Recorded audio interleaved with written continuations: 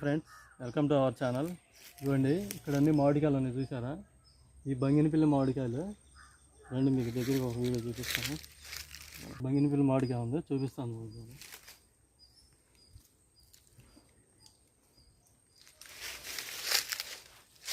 ఇదని చూసారా?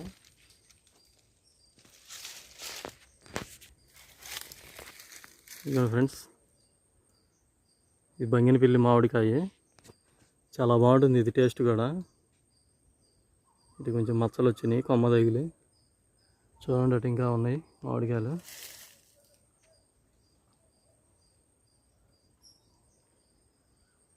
ఈ కాయ కోసి చూపిస్తాను చూడండి మీకు.